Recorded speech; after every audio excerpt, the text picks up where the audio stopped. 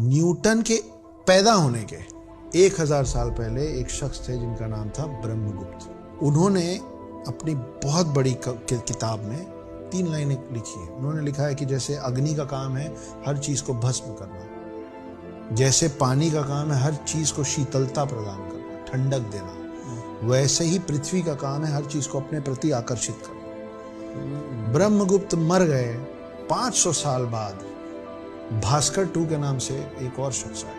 उन्होंने उनकी किताब की इन 3 लाइनों को उठाया और उसकी डिटेलिंग की और उन्होंने लिखा कि ब्रह्मगुप्त ने 500 साल पहले जो लिखा है कि पृथ्वी का काम है हर चीज को अपने प्रति आकर्षित करना, उसको आज मैं शब्द दे रहा हूँ। वो शब्द है गुरुत्वाकर्षण। ब्रह्मगुप्त के मरने के 500 साल बाद न्यूटन पैदा हुए थे, लेकिन हमको सिखाया गया है कि न्यूटन्स लॉ ऑफ ग्रेविटी। व्यक्ति विशेष पर ध्यान नहीं है, व्यक्ति क्या बोल रहे हैं, वक्तव्य क्या है, वक्ता नहीं, वक्तव्य क्या है उस पर डिस्कस करना चाह रहे हैं। तो देखते हैं क्या बोल रहे हैं। कि जैसे अग्नि का काम है हर चीज को भस्म करना, जैसे पानी का काम है हर चीज को शीतलता प्रदान करना, ठंडक देना। पानी का काम नहीं है हर चीज को शीतलता प्रदान करना, पानी दोनों ही काम कर सकता है। पानी एक ऐसी चीज है जिसको बहुत ज्यादा एनर्जी दे दो तब जाकर के इसका थोड़ा सा तापमान बढ़ता है, और इससे बहुत ज़्यादा एनर्जी ले लो तब जाकर के इसका थोड़ा सा तापमान कम होता है। इसको विज्ञान की भाषा में स्पेसिफिक हीट कैपेसिटी कहते हैं, जो कि पानी की बहुत अच्छी होती है। और ये एक बहुत बड़ा कारण है कि धरती का जो टेम्परेचर है वो ज़्यादा फ्लक्चुएट नहीं करता है, क्योंकि पानी बहुत अच्छे तरीके से गर्मी को अगर सोख ले दिन के अंदर में और रात को धीरे धीरे रिलीज़ करता है तो ज़्यादा टेम्परेचर में फ्लक्चुएशन नहीं आता। तो शीतल का अर्थ अगर ठंडा करना है तो ये पानी का टेम्परामेंट नहीं है कि चीज़ों को ठंडक या शीतलता प्रदान करे। खैर, हम मेन बात पे आते हैं कि ये बात प्रूफ करना कि भैया न्यूटन भाई साहब को तो हम गलत ही क्रेडिट देते हैं। असल क्रेडिट तो जो है वो भास्कर टू और ब्रह्मगुप्त को, इन दोनों को देना चाहिए। तो इसमें आइए ज़रा डिस्कस करते हैं। ठंडक देना, वैसे ही पृथ्वी का काम है हर चीज को अपने प्रति आकर्षित करना। न्यूटन ने ये बात नहीं कही थी, मतलब इससे ज्यादा कहा था। अकॉर्डिंग टू सर, वो कह रहे हैं कि ये बात ब्रह्मगुप्त ने बता दी थी और न्यूटन से 1000 साल पहले बता दी थी कि धरती जो है चीजों को आकर्षित करती है अपनी तरफ। मेरी दलील यह है कि केवल और केवल ब्रह्मगुप्त ने ये बात नहीं बताई थी। बहुत लोग हैं, ब्रह्मगुप्त से पहले 1000 साल पहले तकरीबन एरिस्टोटल भाई साहब थे, उन्होंने भी ये बात बोली थी।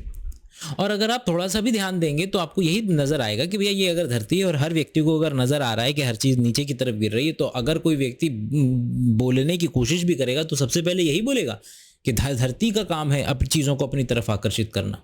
और ये बात गलत साबित हुई एक तरीके से।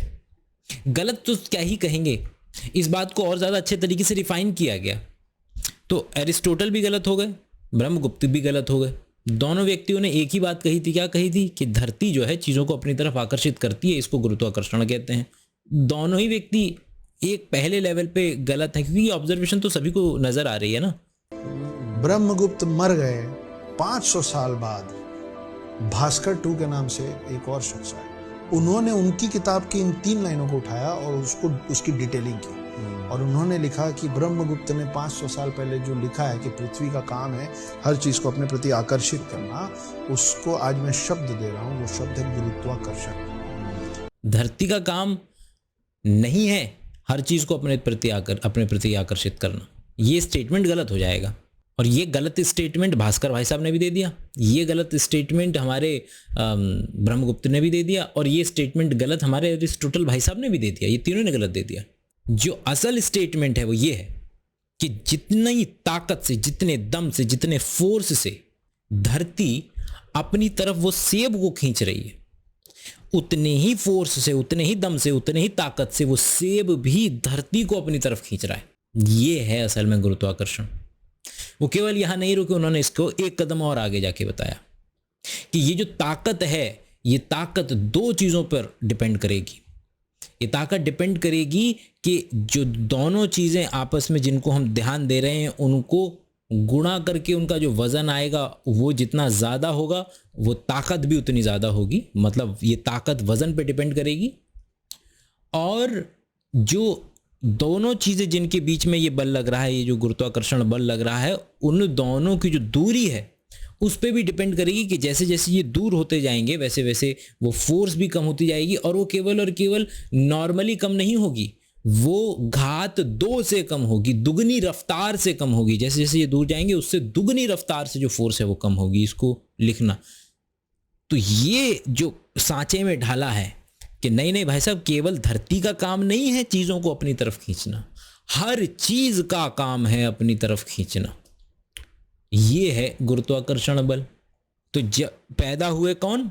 न्यूटन भाई साहब। उससे 500 साल पहले कौन? भास्कर भाई साहब, गलत। उससे 500 साल पहले कौन? ब्रह्मगुप्त साहब, गलत। उससे 500 साल पहले कौन? उससे 1000 साल पहले कौन? एरिस्टोटल भाई साहब, गलत। इसलिए जो इतना बड़ा नाम है गुरुत्वाकर्षण बल के लिए, जो सारा का सारा जो क्रेडिट दिया जाता है वो न्यूटन भाई साहब को दिया जाता है। और उनका जो काम है वो भी एक कदम पीछे रहा। उन्होंने बोला, उनसे पूछा गया या उनके समय में एक सवाल जवाब चले कि भैया ये पता कैसे चल रहा है, ये सूरज इतनी दूर है, धरती इतनी दूर है, ये इतनी जल्दी से ये कम्युनिकेट कैसे कर रहे हैं कि मुझे इतनी उससे आकर्षित होना है सामने वाले से। तो इस बात को एक कदम आगे और बढ़ाया एल्बर्ट आइंस्टीन भाई साहब ने बता करके कि भैया ये जो स्पेस टाइम कॉन्टिन्यूम है उसके अंदर में जो चीज़ जितनी ज़्यादा भारी होती है वो उतना ज़्यादा कर्वेचर पैदा करने की क्षमता रखता है। तो उन्होंने जो वो गुरुत्वाकर्षण का जो आइडिया है उसको एक कदम और आगे के लेके गए कि और ज़्यादा इसकी अच्छी तरीके से एक्सप्लेनेशन, इसको और ज़्यादा अच्छे तरीके से सिंप्लीफाइड किया जा सके ताकि और ज़्यादा चीज़ें इससे एक्सप्लेन हो सकें। तो ये है असल कहानी गुरुत्वाकर्षण बल की। आगे देखते हैं। ब्रह्मगुप्त के मरने के 500 साल बाद न्यूटन पैदा हुए थे, लेकिन हमको सिखाया गया है कि न्यूटन्स लॉ ऑफ ग्रेविटी। हाँ, तो अब आपको समझ में आ गया होगा कि हमको क्यों सिखाया गया है न्यूटन्स लॉ ऑफ ग्रेविटी।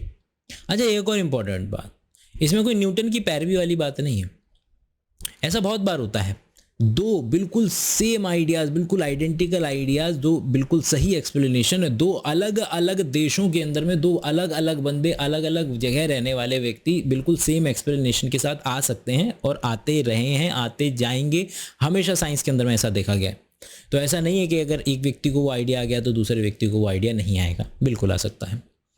तो अगर इस तरीके की वीडियोस आपको मिलती हैं तो वो कमेंट सेक्शन में डालिएगा, या फिर बायोशाला के ऊपर जो ऐप है बायोशाला की, वहाँ पर 100 किताबें हम एक साल में पढ़ते हैं, तो वहाँ पे डायरेक्ट चैट का ऑप्शन है, आप मेरे से वहाँ पे बात भी कर सकते हैं, तो वो भी आप डाउनलोड कर सकते हैं। अगली वीडियो तक के लिए अपना ख्याल रखिएगा।